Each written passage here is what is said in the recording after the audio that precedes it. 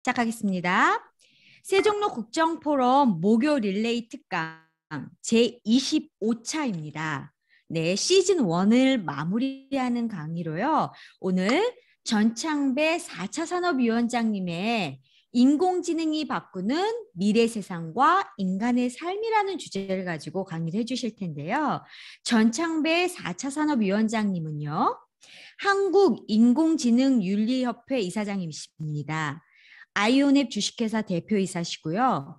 UN 글로벌 디지털 협력 보고서 자문위원, 한국지능정보사회진흥원 디지털 포용 포럼 위원, 서울시 교육청 자문위원, 그리고 한국일보, 전민일보 칼럼니스트입니다. 저서로는 인공지능 윤리 개론이 있습니다. 지금부터 4차 산업위원장 전창배 위원장님의 인공지능이 바꾸는 미래 세상과 인간의 삶이라는 주제의 강의를 시작하겠습니다. 네, 저는 4차 산업혁명위원장을 맡고 있고요.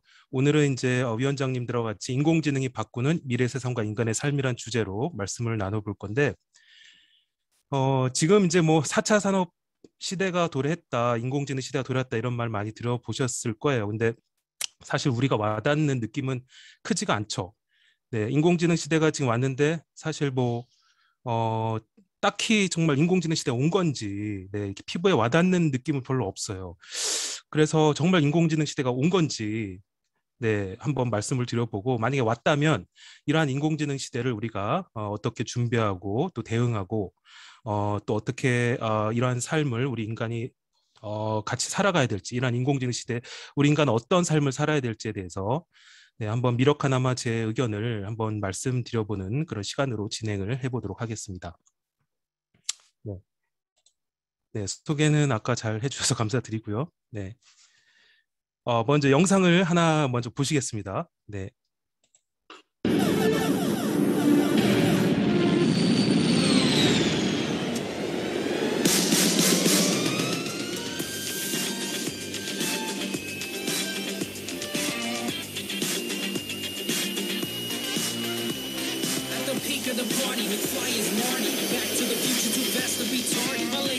Barbie, straight vixen, never tripping on my addiction. Now we picking up steam, yeah.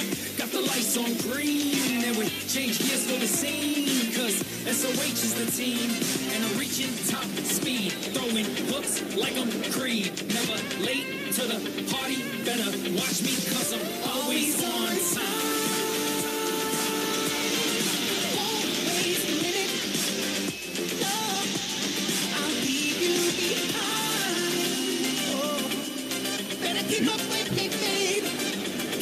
자, 지금 보신 영상 속에 어떤 분이 어떤 하늘을 나는 기기를 타고 지금 하늘을 자유롭게 날고 있죠. 지금 이 영상요, 합성이 된 영상이 아닙니다. 실제로 진짜 하늘을 날고 어떤 기기를 타고 하늘을 날고 있는 영상을 찍은 거예요. 자, 이 기기는요, 플라잉보드 스카이보드라고 하는 기기고, 자, 이 기기를 타고 나르신 분, 지금 날아가고 계신 분이 이제 프랭키 자파타라고 하는 프랑스인인데, 이분이 실제로 만든 그 발명품이에요. 이분이 실제로 만든 발명품이고, 이걸 타고 지금 날고 있습니다. 이분이 이 기기, 플라잉보드라는 이 기기가 약 시속 200km까지 난다고 해요. 그리고 약 15분 충전하면은 한 충전 후에 15분 정도 날 수가 있고, 그리고 굉장히 이제 자유자재로 이렇게 하늘을 날 수 있죠. 위원장님들, 저도 그런데 어렸을 때 아마 하늘을 새처럼 자유롭게 날고 싶다 이런 생각들, 이런 상상을 많이 해보셨을 거예요. 근데 이제 저도 그런 생각을 많이 하고 꿈을 꾸고 했는데, 이제 이런 인간이 과거에 정말 꿈을 꿨던, 정말 상상을 했던 이러한 일들이 현실화되고 있는 지금 이런 세상이 열렸다는 거죠. 실제로 이 기기 프랭키 자파타라는 분이 이 기기를 타고 2019년에 영국 해협을 횡단을 했습니다. 바다를 건넜어요. 무사히. 그래서 이 기기가 지금 이제 또 프랑스 군에서 군사용으로 또 활용하려고 계약을 또 맺었다고 해요. 이제 만약에 이 기기가 굉장히 대중화되면은 아마 우리 위원장님들도 구입을 해서 얼마든지 자유롭게 내가 가고 싶은 곳을 날아서 갈 수 있는 이런 교통수단이 될 겁니다.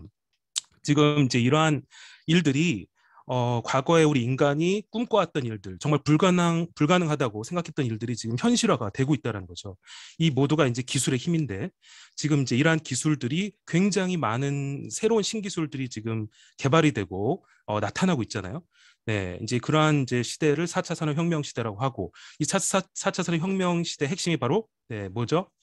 네, 바로 인공지능이라고 하죠. 네. 그래서 인공지능이 이제 우리가 어떻게 보면은 이 시대를 살아가는데 가장 우리가 알아야 되는 이제 필수적인 그런 부분이 되었다는 것이죠. 근데 사실 우리 위원장님들 인공지능 기술, 인공지능 굉장히 많이 하루에도 기사도 쏟아지고 뭐 새로운 기술도 나타나고 하지만 우리가 간과해서는 안 되는 게 있어요. 인공지능 기술은요, 네, 하나의 기술일 뿐이에요. 예. 그러니까 인간을 편리하고 행복하게 하기 위해 만들어진 하나의 수단이 도구일 뿐이라는 거죠. 네, 목적은 뭐죠? 목적은 인간만이 목적이 될 수 있습니다. 네. 결국은 인간을 행복하게 하고 편리하게 하기 위해서 기술을 우리 인간이 만드는 거잖아요. 그 기술 중에 하나가 인공지능일 뿐이라는 거죠. 근데 너무 인공지능이 인공지능 시대다 또 4차 산업이 온다.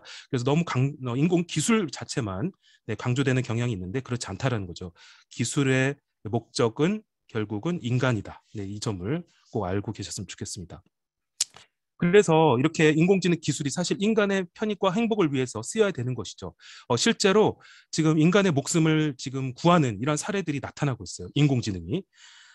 계속 이런 기사가 나타나고 있습니다. 우리 위원장님들 인공지능 스피커 아마 쓰시는 분들 꽤 되실 텐데 지자체 차원에서 복지제도 차원으로 이 인공지능 스피커를 그 독거노인 분들에게 제공을 해요. 그러니까 이제 혼자 사시는 노인분들한테 그 노인분들이 뭐 이제 정보를 활용하고 이런 데 활용하라고 제공하는 것도 있지만 그것보다는 이제 위급 상황에 독거 노인분들이 갑자기 쓰러지거나 갑자기 이제 위급한 상황이 생길 수 있잖아요. 그때 전화를 걸 힘도 없을 수 있죠. 이때 이제 아리아 구해줘, 기가진이 119 불러줘 이렇게 말로만 외쳐도 자동으로 연결이 돼서 119에서 구조팀이 와서 경찰에 출동해서 무려 작년에도 33명의 목숨을 구했고 매년 이런 기사가 나타나고 있습니다. 네, 굉장히 인공지능이 올바른 목적으로 방법으로 잘 사용되고 있는 예죠. 그런가 하면 이제 갈대밭 노인 한 분 실종됐어요. 한강에서. 근데 도저히 찾을 수가 없었어요. 그런데 이제 경찰청에서 그 드론 팀을 지금 운영을 하고 있거든요. 이제 구조 용도 또 범죄 예방 용도로. 그래서 드론을 확 날린 거예요. 날려가지고 그 갈대밭에 쓰러져서 누워있던 노인을 찾아내서 구조를 생명을 구한 케이스입니다. 네, 역시 이 드론도 인공지능 기술이 들어간 그런 이제 기술이라고 볼 수 있겠죠. 그런가 하면 중국에서는 인공지능으로 자살자를 예방해서 1년에 무려 320명의 목숨을 구했다고 합니다. 네.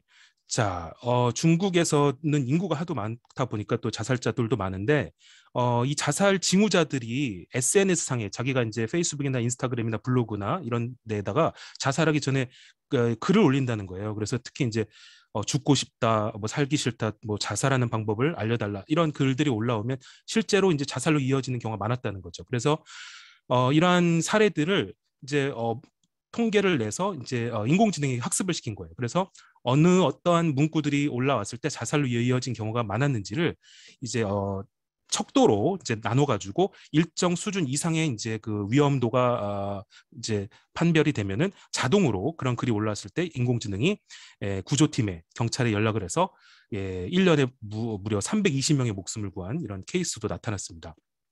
우리나라도 굉장히 자살자가 많죠. 네, 이러한 인공지능 기술 우리나라에도 도입이 돼야 될 것 같아요. 네, 그래서 이렇게 자살을 예방하는 이러한 용도로 이러한 목적으로 활용을 하면 좋을 것 같습니다. 네, 우리가 인공지능 많이 들어보셨을 텐데 이제 정확한 개념들도 아시는 분도 계시겠지만 인공지능이라는 게 사실은 요즘 나온 용어가 아니라는 거죠. 네, 무려 한 70여 년 전에 나온 용어예요. 그래서 1956년에 미국의 다트머스대 컴퓨터 과학자인 존 매컷이라는 이제 학자가 처음으로 개념화했고 그 개념은 이렇게 얘기했어요. 인공지능은 기계가 지식을 가지고 스스로 학습하고 행동할 수 있어야 한다. 네, 그러니까 지금 우리가 얘기되는 인공지능과 개념적으로는 크게 차이가 없습니다. 네, 네, 이렇게 인공지능이 요즘에 나온 그런 기술이 아니라 70년 전에 무려 1950년대에 나온 기술이라는 거죠. 좀 더 정확하게 인공지능이 무엇인지 좀 알아볼까요? 자, 인공지능 영어로 하면 artificial intelligence죠. 인텔리전스가 뭐예요? 지능이죠, 지능. 네, 지능은 무엇을 지능이라고 하죠? 우리 두뇌에서, 인간의 두뇌에서 일어나는 활동들을 지능이라고 하죠. 자, 우리 두뇌에서는 어떤 활동들이 일어나죠? 네, 보고, 듣고, 냄새 맡고, 맛보고, 감촉을 느끼고, 생각하고, 판단하고, 결정하고, 사랑하고, 감정을 느끼고, 슬퍼하고, 웃고, 울고, 네, 이런 모든 게 다 우리 인간의 두뇌에서 일어나는 일이죠. 이게 바로 지능이죠. 지능 활동이죠. 이러한 인간에게 일어나는 인간의 두뇌 활동에서 일어나는 일들을 흉내낸 것, 아티피셜, 인공적으로 구현해낸 것, 가상으로 구현해낸 게 바로 인공지능이죠. 네, 무엇으로? 컴퓨터로. 네. 그러니까 컴퓨터로 우리가 인공지능을 만들려면 컴퓨터로 보는 인공지능, 듣는 인공지능, 냄새 맡는 인공지능, 맛보는 인공지능, 판단하고 생각하고 결정하고 사랑하는 감정을 표현하는 인공지능까지 다 만들어야 되는 거예요. 그래야 그게 이제 진정한 인공지능이 되는 거죠. 근데 왜 도대체 인공지능이 1956년도에부터 나온 개념화된 기술인데 왜 이렇게 기술 개발이 안 됐다가 최근에 이렇게 기술이 급속도로 발전하고 있느냐? 자, 인공지능은요, 어린아이랑 똑같아요. 가르쳐 주지 않으면요, 바보입니다, 바보. 그렇겠죠, 당연히. 네, 우리가 인간이 처음 태어나면 지능이 발달을 하나요? 아니죠. 아기 때부터 이제 커나가면서 점점 발달을 하고, 우리가 지능을 발달시키기 위해서 무엇을 하나, 인간은? 네, 배워야죠. 학습을 해야죠. 네, 공부를 해야 돼요. 그러니까 이제 인간은 간접 경험, 네, 책이나 어떤 자료를 통해 공부하고 학교에 가서 배우고 선생님들한테 또 직접 경험, 직접 내가 막 해보면서 네, 시행착오를 겪으면서 배우죠. 이러면서 똑똑해지는데 자, 인공지능도 마찬가지입니다. 자, 처음에는 바보예요. 아무것도 모릅니다. 그런데 똑똑해지려면은 배워야 돼요. 근데 인공지능은 무엇을 통해 배워야 될까요? 네, 데이터죠, 데이터. 그래서 이제 빅데이터라고 하는 게 나온 거죠. 그래서 빅데이터, 데이터는 굉장히 양이 많으면 많을수록 좋은 거예요. 그런데 과거에는 1950년대 그때 이제 처음에 나왔을 때는 데이터가 별로 없었어요. 네, 물론 있긴 있었죠. 뭐 도서관이나 이런 데 있는 데이터들이 있었지만 많지 않았고 또 있었다고 하더라도 그러한 데이터들을 구조화해가지고 컴퓨터에 입력하는 그런 기술들이 떨어져 있었어요. 그러다 보니까 인공지능이 학습을 제대로 하지 못하니까 똑똑해지지 못한 거죠. 그러니까 그런 뭐 똑똑하지 못한 인공지능을 인간이 활용할 수 있겠습니까? 그러다가 1990년 요 시점이 바로 이제 머신러닝 혁명이라는 이제 이 시점인데, 자, 1990년대에 뭐가 나왔죠? 인터넷이 개발됐죠, 인터넷. 네. 자, 인터넷이 개발이 되면서 등장하면서 자, 바로 이제 데이터들이 기하급수적으로 늘어나기 시작한 거예요. 네. 지금 이 시간에도 우리 유튜브 많이 쓰시죠. 유튜브에 하루 올라오는 1초 만에 올라오는 데이터 양도 어마어마하다는 거 아닙니까? 네, 이제 인터넷이 등장하면서 1990년대 인터넷이 등장하면서 인간이 자, 어마어마한 데이터를 이제 생성해내기 시작했어요. 또 유통되기 시작했죠. 그러면서 인공지능을 똑똑하게 만들 수 있는 그러한 데이터 양이 풍부해진 거죠. 네. 그러니까 당연히 인공지능이 이제 점점 똑똑하게 된 거죠. 똑똑해졌기 때문에 이제 인간이 활용할 수 있는 수준의 인공지능이 된 거죠. 또 하나는요, 컴퓨팅 기술도 굉장히 급속도로 발전을 했다라는 거예요. 여러분들 노트북 있죠? 이게 예전에는 슈퍼컴퓨터급이에요. 네, 여러분들이 지금 쓰시고 있는 노트북이 예전에는 자, 불과 10년 전만 해도 슈퍼컴퓨터급이었는데 지금 이제 누구나 다 노트북을 쓰지 않습니까? 자, 이러한 컴퓨팅 파워, CPU, GPU, 또 이러한 기술들, 하드디스크, 이러한 컴퓨팅 기술들이 급속도로 발전하면서 무엇이 가능해졌느냐? 딥러닝이 가능해졌습니다. 이따가 인공지능에서 자, 딥러닝, 머신러닝, 강화학습 이런 걸 말씀드릴 텐데 이 딥러닝이 인공지능을 학습시키는데 아주 또 유용한 알고리즘인데 딥러닝을 해야 똑똑해져요. 네, 근데 딥러닝이라고 하는 거는 어려운 게 아니라 자, 우리 인간의 두뇌를 모방한 거예요. 두뇌 안에서 일어나는 그런 뉴런들, 신경세포들이 정보를 주고받는 그런 과정들을 모델링해서 만든 게 딥러닝입니다. 그래서 우리 인간의 두뇌 속에서 일어나는 이런 뉴런들의 신경세포 활동들, 자, 이거를 그대로 흉내내려면, 컴퓨터로 모방하려면 컴퓨터의 그 기술이 굉장히 좋아야 돼요. 왜냐하면 우리 두뇌 속에 뉴런이라는 신경세포가 한 10개 있죠. 네, 한 100개 있죠. 아니죠. 네, 수억 개가 있죠. 수억 개, 수조 개가 있죠. 그러한 수억 개, 수조 개의 뉴런들, 신경세포들을 그러한 것들이 한 번에 계산이 되도록, 그런 신경세포들이 한 번에 계산이 되도록 하려면은 굉장히 컴퓨팅 파워가 좋아야 된다는 거죠. 그래서 과거에는 그게 어려웠지만 이제 현재는 컴퓨팅 기술이 좋아졌기 때문에 이제 이러한 인공 신경망 기술을 이제 활용을 할 수 있게 된 겁니다. 네, 그래서 2016년도에 이세돌 9단을 알파고가 꺾는 대사건이 일어나게 된 거죠. 네, 알파고는 이제 딥러닝 방식을 이제 통해서 학습을 한 인공지능이었죠. 그리고 이제 그 이후로 인공지능 기술이 더욱더 발달을 하고 있습니다, 지금. 그래서 이제 자율주행차가 곧 나올 거고요. 네, 그리고 이제 최근에 뭐 딥페이크라든지 가상 인간이라든지 네, 메타버스 뭐 이런 것들이 계속 나오고 있는 것이죠. 자, 그런데 왜 인공지능 우리가 이제 계속 이렇게 얘기를 듣고 있고 또 인공지능 시대가 됐다고 하는데 우리가 이렇게 와닿는 게 별로 없다는 말이에요. 그게 왜 그럴까요? 네, 그거는요. 자, 인공지능 우리가 제품이나 서비스를 와닿게 쓰고 있는 게 없어요. 네, 여러분들 인공지능 제품 쓰시고 있는 게 뭐가 있어요? 물론 있죠. 스마트폰, 또 인공지능 스피커도 있고 네, 그런 거 있죠. 근데 그러한 것들은 진정한 의미의 인공지능이 아닙니다. 네. 자, 진정한 의미의 인공지능은요, 스스로 학습하는 방식의 인공지능이어야 해요. 그래서 학습 방식의 인공지능과 프로그래밍 방식의 인공지능이 있어요. 근데 지금까지는 대부분 다 프로그래밍 방식의 인공지능들만 활용이 되고 있는 거죠. 그러니까 진정 우리가 인공지능, 지금 우리가 얘기하는 이런 인공지능 시대를 우리가 살려면 학습 방식의 인공지능 제품과 서비스들이 굉장히 우리 주변에 많이 나와가지고 우리가 활용을 매일매일 대중적으로 할 수 있어야 돼요. 근데 그런 게 없죠, 지금. 자, 아마 조만간 자, 진정한 학습 방식의 인공지능, 우리가 정말 와닿을 수 있는 진정한 학습 방식의 인공지능 제품이 하나 나올 거예요. 뭘까요? 자율주행차. 네, 이제 조만간 자율주행차가 대중화될 겁니다. 굉장히 빨리 오고 있어요. 자율주행차 시대가. 자율주행차가 이제 시대가 도래하면 이제 여러분들 인공지능 시대가 왔구나 느껴지죠. 왜냐하면 내가 이제 자율주행차를 타고 어디 간단 말이에요. 근데 나는 뒷좌석에 타요. 앞좌석에는 아무도 안 타요. 근데 혼자 막 차가 핸들이 막 움직이면서 혼자 내가 원하는 곳에 입력하면 데려다 줘요. 야, 이거 되게 신기하다. 아무도 운전을 하지 않는데 차가 가다니. 자, 이러면 정말 이제 느껴지겠죠. 아, 인공지능 시대가 왔구나. 네, 이제 자율주행차 시대가 오면 이제 또 본격적인 인공지능 시대가 열렸다고 볼 수 있을 것 같습니다. 지금 우리 이제 인공지능 기술들이 많이 쓰인다. 이 얘기는 지금 프로그래밍 방식의 인공지능 기술이 많이 쓰이고 있는 거고요. 이제 학습 방식의 인공지능 기술들도 이제 조금씩 나오고 있습니다. 그 중에 대표적인 게 챗봇. 네, 챗봇이 지금 조금씩 나오려고 하고 있고요. 그리고 인공지능 스피커도 뭐 학습을 통해 하고 있지만 아주 진정한 의미의 인공지능 제품이라고는 볼 수 없어요. 요즘에 뭐 주식 굉장히 많이 이슈가 되죠. 근데 주식 거래를 이제는 기관에서는 100% 다 인공지능이 하고 있습니다. 인간이 안 하죠. 네. 2017년도에 골드만삭스라는 미국의 대형 증권사 아시죠? 거기에서 이제 600명 되는 인간 주식 트레이더가 있었어요. 그 영화에서 보면 막 소리치면서 거래하라 막 이런 거 있죠. 막 종이 같은 거 이렇게 흔들면서 그런 분들이 주식을 거래했는데 2017년도에 그 600명이나 되는 인간 주식 트레이더를 다 해고를 시켰어요. 그리고 딱 2명만 남겼습니다. 근데 이 2명도 주식 거래를 하는 그런 직원이 아니라 개발자예요. 개발자 2명만 남기고 다 해고를 했어요. 그리고 인공지능으로 대체했어요.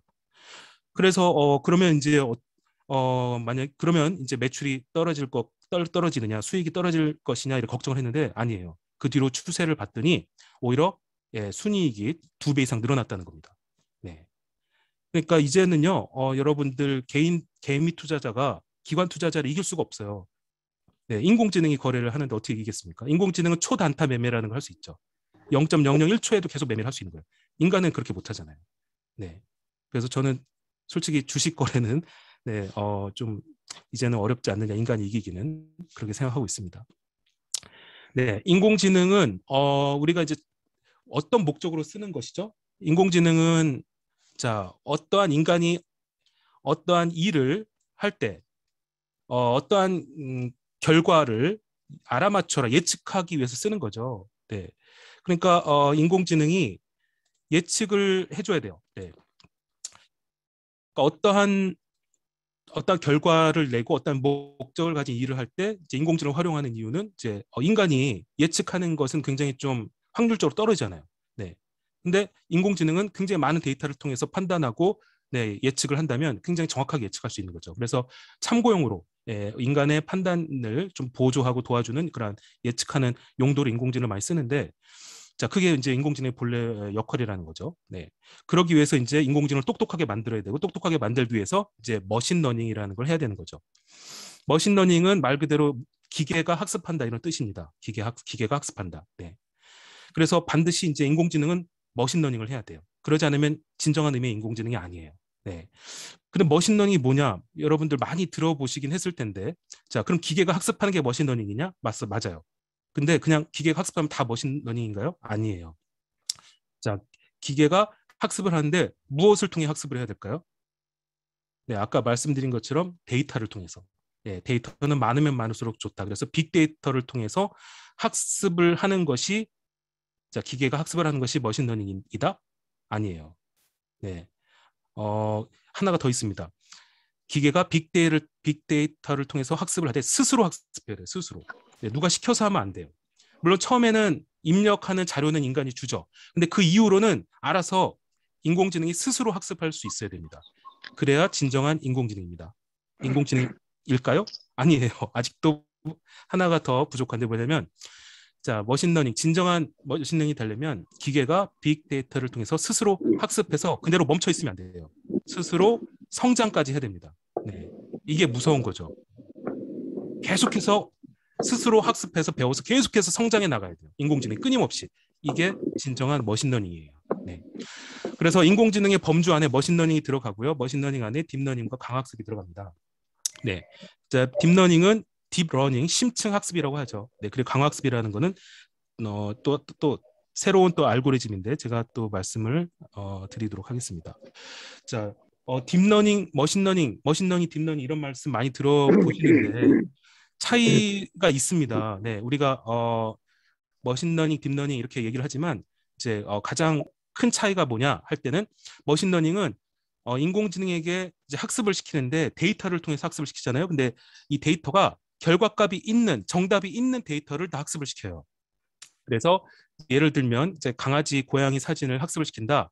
이거는 이제 강아지 귀다, 고양이 귀다, 네, 강아지 코다, 고양이 코다, 고양이 눈이다. 이렇게 이 사진의 정답을 다 알려줘요. 그리고 학습을 시킵니다. 그리고 나서 새로운 사진이 들어왔을 때 이제 예측을 하는 거죠. 네, 이게 이제 머신러닝이고 딥러닝은 달라요. 자, 결과값이 없는 데이터를 학습을 시켜요. 그러니까 온라인상에 있는 무작위 데이터, 모든 데이터를 그냥 일단 학습을 시킵니다. 그래서 온라인상에 있는 고양이 사진, 강아지 사진을 다 인공지능에 학습을 시키고 인공지능 스스로 그러한 사진들을 자, 공통점을 찾아내고 분류하고 패턴화합니다. 네. 그러니까 인공지능 스스로 이런 사진들을 보니까 특징들이 이런 사진들은 고양이 코구나. 이런 사진들 보니까 특징이 강아지 귀구나.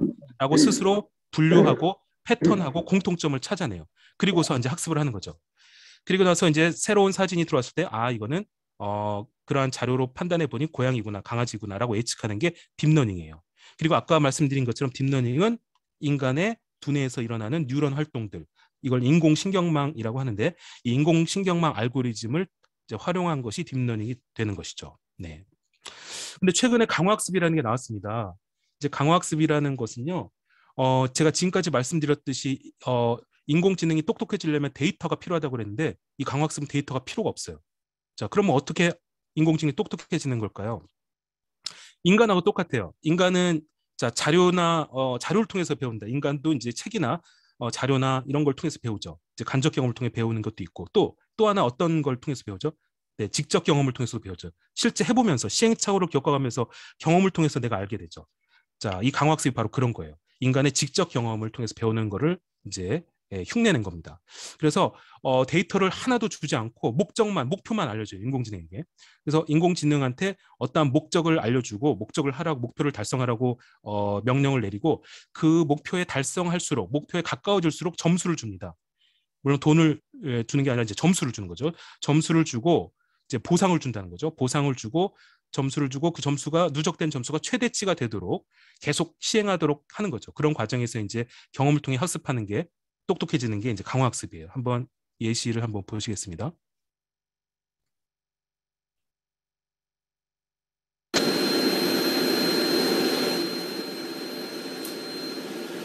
네, 이제 이게 인공지능 로봇 8이거든요. 인공지능 로봇에게 이 팬케이크 뒤집는 거, 우리나라에 부침개 있죠. 네, 부침개 뒤집는 거를 이제 하게끔 시키는 거예요. 명령을 내렸어요.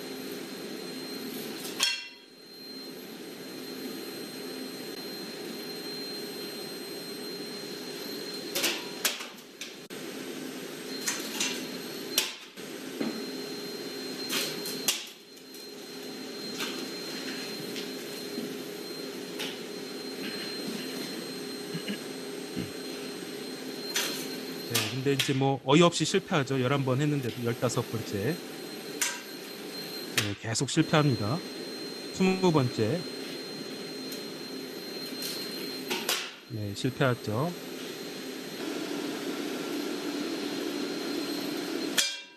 네, 그러다가 어느 순간 이렇게 성공을 합니다.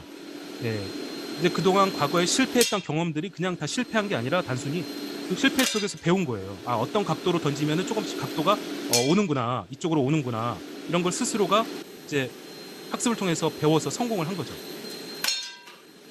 50번째 만에 성공을 한 거네요. 그리고 나서 이제 그 다음부터는 백발백중이에요.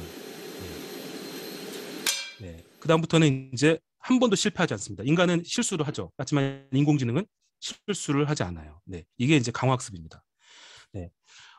실제로 2016년도에 이세돌 구단하고 대결을 한 알파고는요, 딥러닝 방식이었어요. 데이터가 굉장히 많이 필요한 딥러닝 방식이었고, 그리고 나서 1년 뒤에 알파고가 버전업이 됐어요. 네. 또 다른 새로운, 좀 더 개발이 된 새로운 알파고가 나왔는데, 그걸 이제 알파고 제로라고 하는데, 그 알파고 제로는요, 강화학습을 활용한 인공지능이었어요. 네. 그래서 이 알파고 제로를 싸움을 한번 붙여봤어요. 그랬더니 이제 알파고 제로가 알파고를 100번 싸워서 100번을 다 이겼다는 거예요. 네. 근데 더 놀라운 거는요. 자, 알파고 제로는요, 강화학습 방식이기 때문에 데이터가 필요가 없다고 그랬죠. 데이터를 학습할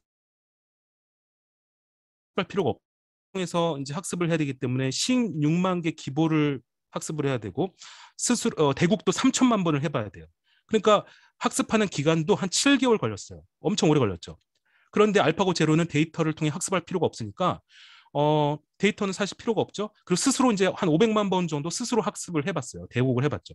그러니까 한 3일 만에 학습을 다 한 거예요. 이 3일 만에 배운 인공지능이 7개월 동안 배운 인공지능을 100번 싸워서 100번을 다 이겼다는 겁니다. 네. 더 놀라운 거는요.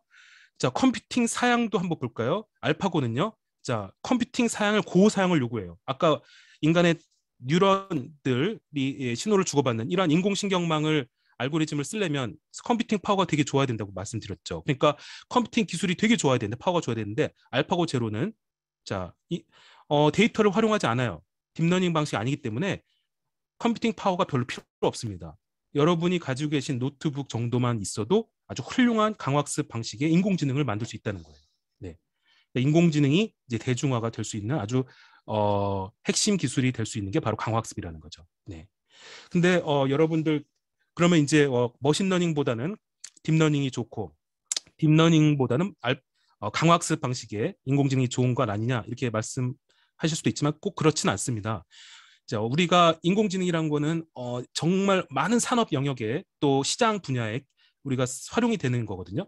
근데 어떤 산업 분야에는 머신러닝 방식이 굉장히 유용하고 효과적일 때가 있어요. 또 어떤 산업 분야에는 딥러닝 방식이 유용하고 효과적일 수도 있어요. 또 어떤 산업 분야에는 강화학습 방식이 더 유용하고 효과적일 수 있어요. 그래서 꼭 무조건 다 강화학습 방식만 써야 된다, 그런 건 아니에요.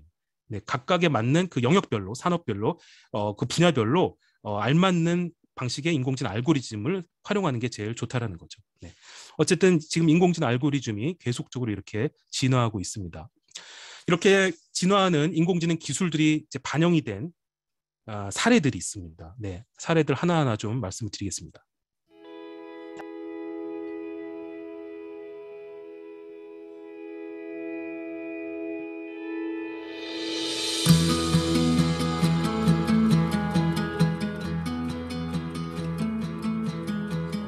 자, 자율주행차에 대한 얘기를 좀 드릴 건데요. 구글의 자회사 웨이모라는 회사가 있어요. 여기에서 이제 자율주행차를 개발하고 있습니다. 여기서 개발 중인 이제 자율주행차의 테스트 장면인데,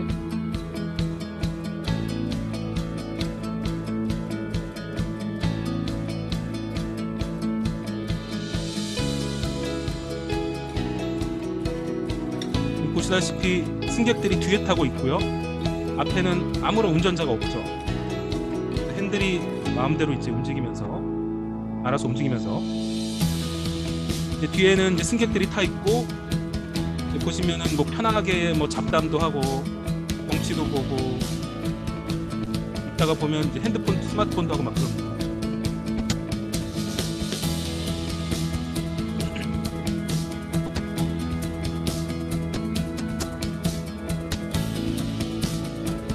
네, 커브도 굉장히 자연스럽게 그렇죠? 자, 이러한 지금 자율주행차가 굉장히 빨리 지금 다가오고 있어요. 그러니까 저도 굉장히 놀랐는데 작년만 되더라도 자율주행 기술이 그렇게 많이 발달이 되지 않은데 불과 몇 개월 만에 지금 구글에서는 벌써 지금 이러한 자율주행 택시를 미국 피닉스 지역에서 운행을 개시를 했어요. 네, 물론 이제 아직은 이제 상업적인 용도는 아니고 무료로 운행을 하고 있는데 이게 기술이 지금 구글에서 만든 보신 이 자율주행 택시가 기술 수준이 굉장히 높아요. 우리가 자율주행 기술 단계가 있습니다. 0부터 5단계까지 있거든요. 0, 1, 2, 3, 4, 5. 근데 0, 1, 2단계는 이제 부분 자율주행이라고 합니다. 예. 그리고 이제 3, 4, 5단계가 완전 자율주행 단계예요. 네. 그래서 5단계가 되면은 진짜 이제 우리가 그야말로 이제 목표로 하는 자율주행 그런 이제 차가 되는 건데 이 구글에서 무려 레벨 4, 예, 4단계짜리 자율주행 차를 이렇게 개발해서 지금 테스트를 하고 있는 거예요. 근데 4단계랑 5단계가 차이가 없어요. 똑같아요. 기술적으로는 완벽하게 인간의 어떤 개입 없이 알아서 인공지능이 운행을 하는 그러한 기술이에요. 다만 차이가 있다면 지역적인 차이가 있습니다. 그래서 레벨 5, 5단계는 모든 지역에서 다 알아서 이제 자율주행을 할 수 있는 거고 레벨 4는 특정 지역에서만 자율주행을 할 수 있는 거예요. 근데 벌써 레벨 4의 기술을 단계까지 왔다는 건 정말 놀라운 일이거든요. 이제 정말 몇 년 안에 우리나라에서도 대중적으로 자율주행차가 나올 수 있다는 거죠. 그런가 하면 혼다, 일본의 혼다 차에서는 레벨 3, 그것보다 한 단계 낮습니다만 레벨 3도 완전 자율주행이에요. 레벨 3는요, 위급한 상황에서만 이제 인간의 개입이 필요한 이러한 이제 단계인데 어쨌든 그러한 단계가 아니면 그러한 상황이 아니면 알아서 이제 인공지능이 자율적으로 이제 차량을 운행하는데 이 레벨 3의 자율주행차를 상용화하겠다라고 발표를 했습니다. 네. 그러니까 이제 상용화라는 거 판매하겠다는 거죠. 대중들에게. 굉장히 빨리 온 거예요. 빨리 오고 있다는 거예요. 네. 우리나라 현대기아차는 약 2.5단계 정도 돼요. 네, 아직 갈 길이 멀죠. 이제 하지만 현대기아차도 굉장히 기술력이 뛰어나기 때문에 네, 이제 빠른 시간 내에 이제 따라잡을 거라고 보고요. 시간이 이제 좀 굉장히 빨리 가네요. 조금 더 빠르게 진행하고 하겠습니다. 자, 그리고 또 하나 영상을 잠시 한번 보시면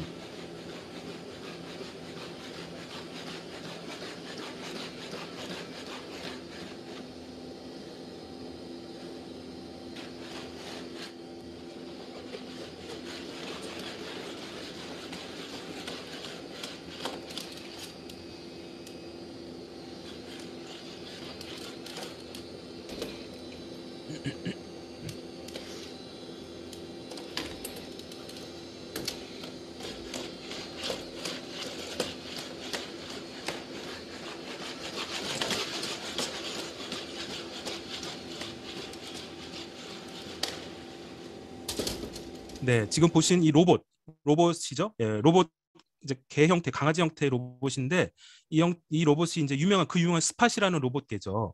이제 이 로봇개가 지금 어떤 장면이냐면 문을 열고 닫는 장면이에요. 굉장히 놀라운 장면인데 사실 뭐가 놀랍냐 이렇게 얘기하실 수도 있는데 사실 불과 몇 개월 전만 해도 이 로봇개가 문을 열고 닫을 수가 없었어요. 예, 근데 이 로봇이 문을 열고 닫는다는 거는요. 인간은 되게 쉽죠. 인간은 그냥 뭐 문 열고 닫는 게 굉장히 쉬운 일인데 인공지능이 이 문을 열고 닫는 거는 굉장히 복잡한 알고리즘을 계산해서 해야 되는 거거든요. 근데 불과 몇 개월, 한 2달 전만 해도 몇 개월 전만 해도 못했는데 개발이 된 거예요. 네.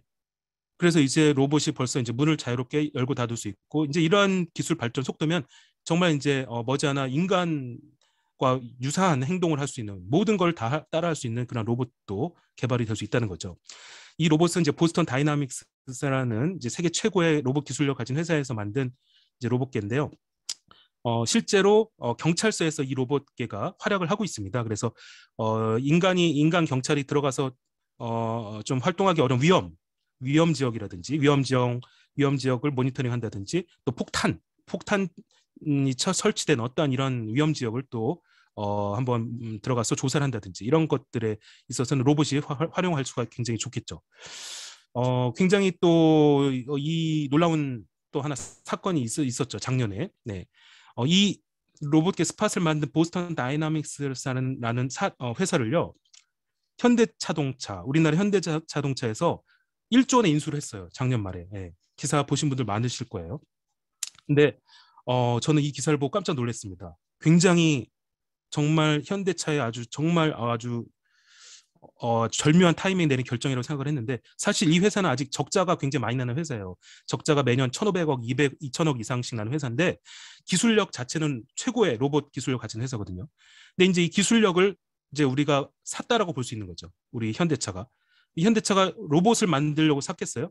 자율주행차. 이제 물론 그렇죠. 이 자동차에 처음에는 자동차에 적용하려고 샀겠죠. 또 로봇에 또 적용하려고 샀을 겁니다. 하지만 그러한 자동차나 로봇에 적용하려고만 산 게 아니라 이제 무궁무진해요. 이제는 자동차 제조사가 자동차 만드는 시대는 아니거든요. 이제는 뭐 드론 택시라든지 하늘을 나는, 네, 그리고 안드로이드 로봇이라든지 이런 것들을 다 이제 만들 때 활용할 수 있는 기술로 이제 활용하기 위해서 산 거죠. 그래서 굉장히 잘한 일이고 우리나라 국가 차원에서도 굉장히 잘한 일이고, 현대자동차에서 이제 이 회사를 통해서 우리 주변에 아마 이런 이런 로봇계가 아마 막 돌아다니는 이런 날들도 멀지 않았을 것 같습니다. 네, 또 하나 영상을 하나 보실 텐데 이건 보신 분들이 많을 거예요. 신한 라이프를 만나면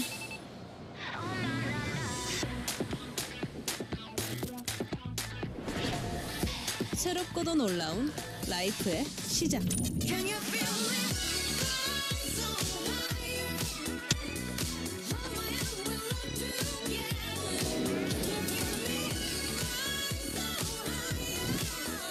라이프의 놀라움을 더하다. 신한 라이프. 네, 최근에 광고 보신 분들 많이 계실 텐데 지금 어떤 여자 모델이 막 춤을 추고 있죠. 근데 굉장히 잘 추죠. 네, 근데 이 여자분이 실제로 이제 존재하는 인간이 아니라 인공지능으로 만들어낸 가상 인간이라는 거죠. 네, 디지털 휴먼이라고 하는데, 자, 이 가상 인간 인공지능을 만들어내는데 얼마나 자연스럽습니까? 자, 예전에도 이렇게 영상 합성 기술이 있었어요. 그래서 이렇게 뭐 영화 특수 효과나 이런 데서 많이 활용했는데 좀 조잡하고 티가 많이 났어요. 근데 지금은 전혀 구별할 수 없을 정도로 정말 사람인지 이게 가상의 인간인지 구별할 수 없을 정도로 정말 뛰어난, 네, 그러한 이제 기술력을 보여주고 있다는 거죠. 이제는요, 이제 연예인들도 일을 걱정을 해야 돼요. 네, 그런 시대가 지금 왔습니다.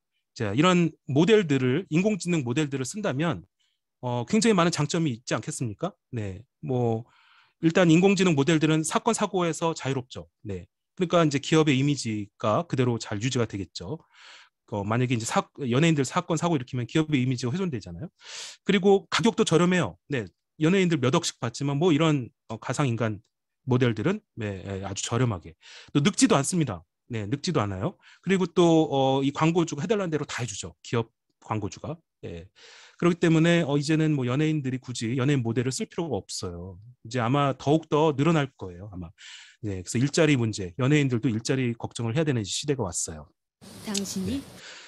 그런가 하면 이제 딥페이크라는 말 많이 들어보셨죠? 네, 인공지능을 통해서 가짜의 영상, 가짜 이미지, 가짜 뉴스를 만들어내는 거죠. 그래서 지금 보신 것처럼 실존하지 않는 이러한 사람들도 만들어내고 영상도 만들어내고 있습니다. 그런가 하면 이제 농촌 분야에서도 이제 인공지능이 많이 쓰이고 있어요. 벌써 미국에서는요, 오이 농장에서 오이를 분류하는데 인공지능을 활용을 하고 있습니다. 원래는 인간이 하던 일이에요. 인간이 오이를 9등급으로 분류를 해야 되는데, 네, 이게 눈으로 다 보면서 일일이 다 체크를 하면서 많은 사람들이 동원돼서 했던 일이에요. 근데 그러다 보니까 시간도 많이 걸리고 비용도, 인건비도 많이 들죠. 근데 이걸 인공지능이 딱 하다 보니까 아주 순식간에 아주 정확하게 오이를 9등급으로 분류를 딱 해낸다는 거예요. 그러니까 이제 근데 정확도가 무려 95% 이르렀고, 그럼 물론 이렇게 이제 정확하게 분류를 잘 해내니까 이제는 굳이 인간을 쓸 필요가 없죠. 네, 작업자를 쓸 필요가 없어요. 결국은 다 해고를 했다는 거 아닙니까? 네, 그래서 역시 또 일자리 문제가 또 이렇게 대두가 되는데, 어쨌든 인공지능이 이렇게 농업 분야에서도 이제 활용이 되고 있다라는 거죠. 그런가 하면 챗봇, 요즘에 공공기관 웹사이트들 많이 들어가 보시면 뭐 구청이라든지 시청, 챗봇 서비스가 있어요. 이제 민원 상담을 챗봇이 합니다. 네. 예전에는 이제 콜센터라든지 어떤 민원 상담 직원들이 이렇게 했다면 지금은 이제 챗봇이 다 해줘요. 네, 공공기관에서 이렇게 챗봇을 지금 더욱더 굉장히 빠르게 활발히 도입하고 있어요. 네, 역시 또 일자리 문제가 있겠죠. 그럼 그동안 콜센터에 일했던 직원들, 민원 상담했던 직원들의 일자리가 이제 없어지게 되겠죠. 이러한 챗봇들 공공기업뿐만 아니라 쇼핑몰이라든지 네, 어떤 보험이라든지 변호사 업계라든지 이런 데서도 이제 활발하게 쓰이고 있습니다. 네, 그런가 하면 멸종 위기 동물을 우리가 보호할 때도 지금 인공지능 기술이 도입돼서 쓰이고 있는데 바다소라고 하는 동물 아세요? 네, 바다소가 있어요. 근데 멸종 위기 동물이에요. 근데 바다 깊숙이 살아요. 일단 찾아내야지 보호를 할 거 아니에요. 근데 인간의 눈으로 찾을 수가 없어요. 그래가지고 그동안 바다소가 발견됐던 그 위치랑 그러한 자료들을 다 데이터를 모아서 학습을 시켰어요. 인공지능에게. 그러한 학습된 데이터를 통해서 드론에 그 정보를 넣어가지고 띄웠어요. 그래서 바다에서 사진을 찍어가지고 인공지능에게 바다소의 위치를 한번 예측해봐라 했더니 예, 여기 빨간색 여기 보시면 빨간색에 이 바다소가 있다라고 예측을 한 거예요. 인간의 눈으로 보면 여기에 이제 바다소가 있다라고 알 수 있겠습니까? 모르죠. 네, 무려 80% 이상 정확도로 바다소를 찾아냈다는 거죠. 그래서 이렇게 환경 보호 그리고 멸종 위기 동물을 보호하는데 또 활약을 하고 있습니다. 자, 그런가 하면 최근에 또 인공지능 아나운서 많이 보셨죠? 네, 잠깐 보시겠습니다. AI 앵커가 전하는 MBN 주요 뉴스입니다. 어제 코로나19 확진자가 61명 나왔습니다. 신규 확진이 사흘째 두 자릿수를 기록했는데 방역당국은 안심하긴 이르다고 말했습니다. 방역당국이 유통 과정에서 문제가 있었다며 오늘부터 실시할 예정이었던 독감 무료 접종을 중단했습니다. 네, 지금 이제 김주아 아나운서인데 역시 사람이 아니에요. 네, 인공지능으로 만든 영상인데 굉장히 자연스럽죠. 네. 네, 이 인공지능 아나운서는 이 김주아 앵커가 8시간 동안 대본을 읽고 그 장면을 그대로 찍어가지고 학습을 시킨 겁니다. 네, 그래서 기자들이 그냥 안에 기사만 작성해서 치면 이렇게 읽어줘요. 네, 아나운서가. 네, 그래서 지금 소규모 언론사들 있죠. 네, 지금 영세한 소규모 언론사들, 근데 방송국을 가질 수 없는 소규모 언론사들이 이렇게 인공지능 아나운서들을 많이 도입해서 방송국을 구현을 하고 있어요. 네, 그래서 굉장히 비용이 저렴하게 방송국을 구축할 수 있는 그런 시스템으로 이제 활용할 수 있는 것이죠. 네, 역시나 무슨 문제가 있을까요? 역시 아나운서들도 이제 일자리를 네, 걱정을 해야 되는 시대가 오고 있습니다. 기자들도 마찬가지예요. 기자들도 요즘에 날씨 기사, 또 어떤 재난 기사, 또 스포츠 기사 이러한 단순 팩트 전달 기사들은요, 인공지능이 하는 게 더 빨라요. 정확하고. 네. 이제 향후에는 심층 기사, 취재 기사, 네, 뭐 논설 이런 것도 인공지능이 할 수 있는 시대가 올 수도 있습니다. 네. 기자라는 직업도 일자리를 걱정해야 될 수 있어요. 네. 자, 그런가 하면 의료, 바이오 분야에서 가장 어떻게 보면 지금 활발하게 인공지능이 개발이 되고 있죠. 인공지능이 적용되고 있는데 뇌종양이나 암이나 치매를 진단하는 이러한 분야의 인공지능이 벌써 활용이 되고 있습니다. 그래서 기존의 치매 환자, 암 환자와 뇌종양 환자의 CT, MRI 사진들 수십만 장을 학습을 시켜요. 인공지능에게. 그리고 나서 새로운 환자의 CT 사진이나 MRI 사진 오면은 그걸 가지고 이제 진단을 한번 내려보라고 하는 거죠. 근데 정확도가 무려 94.6%에 이르러요. 인공지능이. 근데 의사도 정확도는 떨어지지 않아요. 인간 의사도 93.9%. 그럼 인공지능과 인간 의사의 차이는 어디서 나느냐? 바로 진단 시간에서 납니다. 인공지능은 아주 빠르게 진단을 정확하게 내릴 수 있어요. 2분 30초 만에. 반면 인간 의사는 20분에 30분 걸린다는 거죠. 그러니까 진단은 이제는 인공지능에 맡겨야 돼요. 네. 그래서 빠르게 많은 환자들을 우리가 정확하게 진단을 인공지능에 맡기고 그 진단을 정확한가 이제 한 번 더 판단하는 거를 의사가 하는 거죠. 그리고서 이제 그러한 진단 결과를 토대로 처방하고 네, 치료하고 네, 상담하고 이런 것들은 이제 인간 의사가 해야 되는 것이죠. 네. 지금까지는 이제 어떻게 보면은 기술을 활용한 제품이나 서비스 분야를 봤다면 자, 인공지능 예술 분야에서도 네, 활동을 지금 활약을 하고 있습니다. 인공지능 시인도 나타났어요. 네, 중국에서는 인공지능을 통해서 시를 써봐라 했더니 네, 굉장히 훌륭한 시를 써냈다는 거예요. 중국어 아시는 분들은 아마 이거 해석해 보시면 굉장히 인간이 쓴 것과 다름없는 수준의 아주 높은 수준의 시라고 알 수 있으실 건데 이렇게 시를 쓰는 인공지능도 나타났고 최근에 우리나라에서는 인공지능이 소설을 썼어요. 장편 소설을. 네, 그러한 사례도 나타났어요. 네, 그리고 그런가 하면 인공지능이 이렇게 음악도 작곡을 합니다. 네, 시간 관계상 음악을 들려드리고 싶은데 넘어가겠습니다. 음악도 작곡을 이렇게 아주 굉장히 뛰어나게 인간 작곡가처럼 한다는 거죠. 네. 그림도 그래요, 인공지능이. 근데 이렇게 글도 쓰고 작곡도 하고 그림을 그리는 예술 활동을 하는 인공지능의 이러한 예술적 가치, 네, 인공지능이 그린 이런 예술품의 예술적 가치를 우리가 인정할 수 있느냐, 이건 또 별개의 문제예요. 이것도 한번 우리가 생각을 해봐야 되는 문제가 될 수 있다는 거죠. 과연 예술 활동, 창작 활동은 인간만이 할 수 있는 것이냐, 아니면 인공지능도 할 수 있는 것이냐, 또 그렇게 그럼 만들어진 인공지능의 창작물, 예술품에 대한 저작권은 인정해줘야 되느냐, 그 저작권은 누가 가져야 되느냐, 이러한 문제들도 우리가 이제 해결을 해 나가야 된다는 것이죠. 자, 이러한 인공지능 시대가 지금 도래했습니다. 네, 와닿지 않는 제품들이 있지만 지금 보세요. 아직은 와닿지 않는 뭐 이런 느낌들이 있긴 있지만 지금까지 보신 것처럼 굉장히 다양한 분야의 인공지능이 지금 도입되고 있지 않습니까? 네, 이러한 시대 흐름이 굉장히 더 빨라지고 가속화될 거라는 거죠. 그래서 인공지능 시대는요, 이미 이제 도래했고 더욱더 이 기술의 발전 속도는 우리가 막을 수가 없다. 네. 초지능, 초연결, 초융합 시대라고 하죠. 4차 산업 시대를 3초라고 하는데 이제 저는 여기에 초공유를 넣어서 4초 시대라고 합니다. 네, 이제 이러한 시대를 인공지능이 이끌 거고요.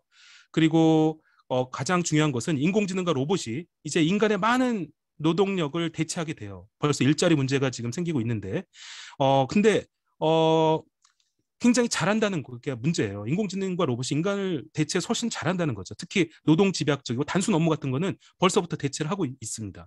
그래서 키오스크 같은 것들이 생기면서 이제 점원들이 사라지고 있잖아요.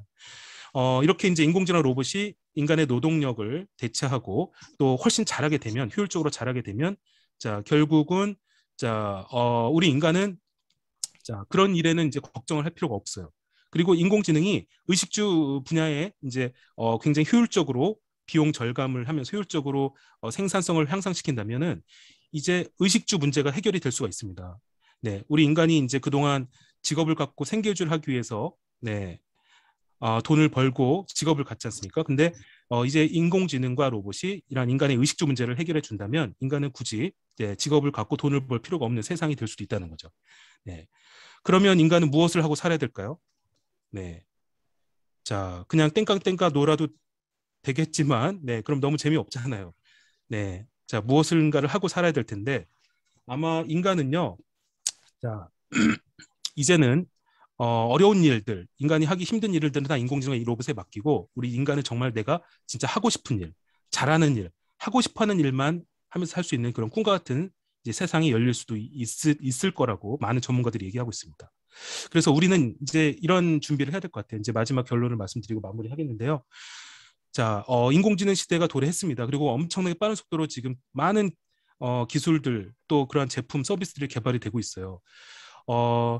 이러한 흐름에서 너무 어렵다고 생각할 필요는 없어요. 이런 트렌드에 꾸준히 관심만 가져도 좋습니다. 그리고 기술들을 우리가 정확하게 익힐 필요도 없어요. 막 코딩을 배우고 그렇게 개발자가 되고 이럴 필요는 없습니다. 네, 그거는 이제 그런 전문 직종에 있는 사람들이 하는 거고 우리는 그렇게 만들어진 이제 기술들을 활용할 수 있는 능력이 있으면 되는 거거든요. 네, 그렇게 기술들은 이제 오픈 소스라고 하죠. 오픈 API라고도 하는데 모두 일반 시민들이 활용할 수 있도록 무료로 다 풀리고 있습니다. 풀립니다. 그러면 이런 인공지능뿐만 아니라 이런 4차 산업 기술들을 무료로 우리가 활용할 수 있는 기술 능력만 있으면 네, 다 갖다가 쓸 수 있거든요.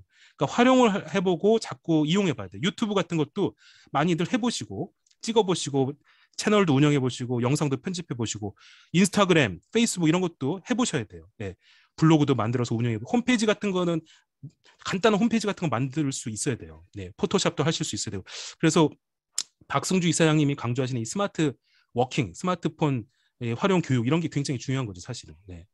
그래서 이러한 최신 기술들 또 이런 서비스들이 나오면 어렵게 생각하지만 활용해 보시고요. 거기에서 이제 내가 아이디어를 찾을 수 있는 거죠. 그리고 내가 잘하고 좋아하고 하고 싶어하는 분야하고 접목을 해보는 거예요.